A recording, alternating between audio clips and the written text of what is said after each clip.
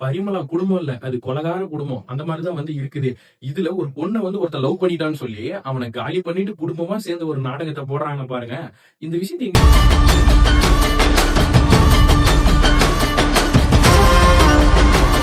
கேள்விப்பட்ட மாதிரியே இருக்குது அப்படின்னு தானே தோணுது. நம்மளுடைய பாபநாசம் படத்தை ரீகிரியேட் பண்ணி வச்சிருக்காங்க. அது அவங்களே ஒத்துக்கிறாங்க. ஆனாலும் அதுல வந்து ரொம்பவே சோகமா பதட்டமா இருக்காங்க. இந்த படத்துல வந்து நாங்க ஜாலியா தான் இருப்போம், சந்தோஷமா தான் இருப்போம், முடிஞ்சா எங்களுக்கு புரியுதா அப்படின்னு சொல்லி இந்த குடும்பம் வைக்கிற ட்விஸ்ட் தான் வந்து போலீஸ்க்கே ஹைலைட். இந்த பிலிம்ல வந்து நம்ம என்ன நினைச்சோம்னா மிஸ்கின் சார் வந்து இந்த கதையை எப்படி ரீகிரியேட் பண்ற கதையை வந்து ஏத்துக்கிட்டு அவர் வந்து போலீஸ் கேரக்டர் பண்ணியிருக்காருன்னா இது இன்னும் ஒரு பெரிய விஷயமா இருக்குது. மியூசிக் வைஸா இருக்கட்டும், ஸ்கிரீன் பிளே வைஸா இருக்கட்டும், படம் நல்லா இருக்குது. பட் கதை வந்து பாபநாசம் படத்தினுடைய உண்மை கதையை வந்து அப்படியே எடுத்து வச்சிருக்காங்க. ஒரே வார்த்தை சொல்லலாம், கதை திருட்டு. எனக்கு என்ன சொல்றதுனே தெரியல. நீங்க வந்து இந்த படத்தை ஏத்துப்பீங்களா? எனக்கு கேட்கக்கூடிய விஷயமே இதுதான். ஆனா பிஜிஎம்ஸா இருக்கட்டும், ஸ்கிரீன் பிளே ஒர்க்கா இருக்கட்டும் நல்லா இருக்குது. பட் கதை வேற ஆளுதுன்னா எப்படிப்பா? அவரு அவருதான். ஆனா அவரு யூஸ் பண்ண கதை மட்டும் என்னது அப்படின்ற மாதிரி இருக்குது. எனக்கு இதுக்கு மேல எதுவும் சொல்ல தெரியல. சொல்லுங்க.